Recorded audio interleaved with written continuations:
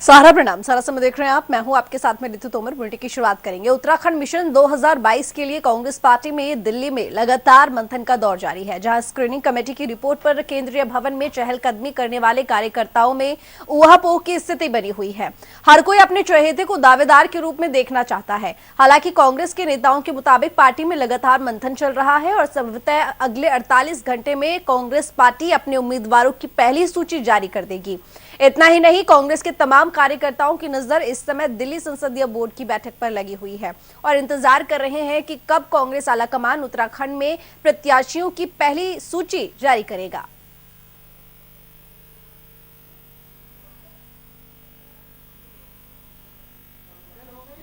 तो हमारे उम्मीदवारों के नाम है, उस पर मंथन हो रहा, चिंतन हो रहा है, बातचीत चल रही है और जब स्क्रीनिंग कमेटी नामों को फाइनल कर देगी, उम्मीदवारों के नामों पर विचार जब उसका फाइनल हो जाएगा तो उसके बाद केंद्रीय चुनाव समिति में नाम जाएंगे। अंतिम मुहर केंद्रीय चुनाव समिति उसमें लगाएगी। हमें उम्मीद है कि परसों तक हम उत्तराखंड कांग्रेस कमेटी के जो हमारे उम्मीदवार हैं विभिन्न विधानसभाओं के, उसमें कम से कम 40 से 45 नामों की घोषणा हम परसों तक कर देंगे। हमने बूथ स्तर पर भी सोशल मीडिया के माध्यम से अपने लोगों को तैयार किया है और बूथ स्तर पर भी हम 5-5 आदमियों का, जो चुनाव आयोग की गाइडलाइन है, 5-5 की टोली में हमारे जितने भी वार्ड हैं, एक पोलिंग बूथ में जितने वार्ड या जितने मोहल्ले पड़ते हैं, उन मोहल्लों में हम 5-5 लोगों की टोली में हमारे कार्यकर्ता घर घर जाकर पार्टी का झंडा और पार्टी का चुनाव निशान लेकर घर घर जाएंगे और मतदाताओं को कांग्रेस पार्टी के पक्ष में मतदान करने के लिए आमंत्रित करेंगे और प्रोत्साहित करेंगे और निवेदित करेंगे। ज्यादा जानकारी के सीधा रुख करेंगे अब श्रीनिवास पंत का। श्रीनिवास, लगातार कांग्रेस में मंथन चल रहा है प्रत्याशियों के नामों को लेकर। ये मंथन कहां तक पहुंचा? कब तक आखिर लिस्ट जारी कर दी जाएगी पहली? बिल्कुल ऋतु, देखिए सबकी धड़कनें बड़ी तेजी से धड़क रही हैं। क्या वाकई में जो दावेदारी कर रहे हैं विधानसभा सीटों पर टिकट को लेकर के, उनको टिकट मिलने जा रहा है? उन्होंने अपने अपने जो तर्कस में जितने भी तीर थे सबका इस्तेमाल कर दिया है। जिसके राजनीतिक आंकड़ों से सिफारिश लगवानी थी, स्क्रीनिंग कमेटी में दावेदारी पेश करनी थी, सर्वे के आधार पर अपने आप को आगे रखना था, जनता के बीच में जाकर के संगठन की रीति और नीति को जनता से रूबरू कराना था और सालों साल से पार्टी का झंडा और डंडा लेते हुए चल रहे हैं वो तमाम कार्यकर्ता आज सिर्फ दिल्ली संसदीय बोर्ड की बैठक पर अपनी नजरें टिकाए हुए हैं। कांग्रेस के तमाम वो दावेदार, तमाम वो प्रत्याशी जो उत्तराखंड की 70 विधानसभा सीटों में चुनाव लड़ना चाहते हैं, भले ही वर्तमान विधायकों का टिकट पक्का हो, भले ही जहां से उनकी दावेदारी में दूसरे नेता भी काफी मजबूत पैरवी कर रहे हों, ऐसे में एक आम कार्यकर्ता को भी लगता है कि उसने अगर उम्मीदवारी पेश की है तो लिहाजा पार्टी का झंडा, पार्टी का डंडा, पार्टी का समर्पित सिपाही होने के नाते पार्टी आलाकमान उसको भी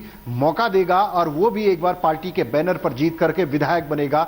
ये सपना आम कार्यकर्ता का होता है और उसी कार्यकर्ता की नजरें इस वक्त राजधानी देहरादून के कांग्रेस भवन पर और राजधानी देहरादून के जितने भी बड़े नेता हैं वो जो दिल्ली में डेरा डालकर बैठे हुए हैं और डेरा डालने के साथ प्रदेश प्रभारी, प्रदेश अध्यक्ष, कार्यकारी अध्यक्ष, प्रदेश प्रभारी के अलावा प्रदेश चुनाव प्रभारी के तौर पर, चुनाव संचालन समिति के अध्यक्ष के तौर पर, या यूं कहे कि पर्यवेक्षक के तौर पर, या फिर केंद्रीय पार्लियामेंट्री बोर्ड की जो बैठक होनी है उस पर सबकी नजरें टिकी हुई है। और संभवतः ये बैठक अगर कल होगी तो जाहिर सी बात है कल देर रात तक या फिर परसों दोपहर तक कांग्रेस अपनी पहली सूची जारी कर सकती है, जिसमें 40 से 45 नाम शामिल हो सकते हैं। बिल्कुल, लेकिन श्रीनिवास पंत, लगातार देखो महिलाओं को लेकर एक बात करें तो कांग्रेस महिला कार्ड भी खेल रही है, तो क्या उसका असर देखने को मिलेगा उत्तराखंड की प्रत्याशियों की सूची में? बिल्कुल, देखिए जो प्रियंका गांधी ने उत्तर प्रदेश में महिला उम्मीदवारों को एक प्रोत्साहित किया है और अधिकांश टिकट उनको दे करके ये बताने का प्रयास किया है कि आधी आबादी किसी भी काम में पीछे नहीं है। और जब भी महिलाओं का जिक्र होता है तो कांग्रेस पार्टी उसमें अपने आप को बढ़ चढ़ करके आगे रखती है, क्योंकि देश को पहली महिला प्रधानमंत्री देने का श्रेय अगर किसी पार्टी को जाता है वो कांग्रेस को जाता है। महिला राष्ट्रपति के तौर पर कांग्रेस को ही जाता है, या लोकसभा अध्यक्ष के तौर पर कांग्रेस ने ही ये कदम उठाया है। तो इस तरीके से कांग्रेस के जो तर्कस में कई सारे ऐसे तीर हैं जो कि भारतीय जनता पार्टी को भेजने के लिए उनके पास काफी हैं। और जहां तक टिकट का सवाल है तो महिलाओं को 40% टिकट मिले, इसकी वकालत और इसकी पैरवी उत्तर प्रदेश में प्रियंका गांधी ने कर दी है। और उसी का कारण है कि उत्तराखंड में भी महिला कांग्रेस से ताल्लुक रखने वाली तमाम प्रतियोगी या यूं कहें तमाम दावेदारी करने वाली महिलाएं आज चाहती हैं कि वो भी टिकट की दावेदारी करें, वो भी समानता के अधिकार में आगे आए और 40% टिकट उनको भी मिले। चाहे वो प्रदेश अध्यक्ष सरिता आर्य की बात कर लीजिए या महानगर अध्यक्ष राजधानी देहरादून की कमलेश रमन की बात कर लीजिए। हालांकि यह बात अलग है कि जिताऊ कैंडिडेट के तौर पर पार्टी किस पर भरोसा जताएगी, क्या वाकई में पार्टी जिताऊ कैंडिडेट के तौर पर ही आकलन करेगी, जनाधार के तौर पर आकलन करेगी, या पुरुष कैंडिडेट के सामने महिला उम्मीदवारी पेश करने वाली जो महिला है, दोनों का कंपैरिजन अनुपात किस रूप में देखा जाएगा और उस पर क्या आधार बनाया जाएगा। जब टिकट बांटे जाएंगे तो अंतिम सूची जब जारी होगी तब उसमें मोहर लगेगी कि वाकई में महिलाओं पर कितना दांव खेला गया। लेकिन उसके बावजूद अगर आप देखेंगे 70 उम्मीदवारी पेश करने वाले जितने भी टिकट फाइनल किए जाएंगे 70 सीटों पर 70 उम्मीदवार उतारे जाएंगे तो उनमें जाहिर सी बात है कि 10 उम्मीदवार कांग्रेस की तरफ से महिला उम्मीदवारी के लिए महिलाओं को ये टिकट जरूर दिए जाएंगे। हालांकि 40% का वादा जरूर किया गया है, लेकिन उत्तराखंड में 40% टिकट कांग्रेस नहीं देने वाली है, यह भी सच है। बिल्कुल, चलिए श्रीनिवास बने रहिए हमारे साथ, आगे और भी खबरों पर जानकारी लेंगे आपसे।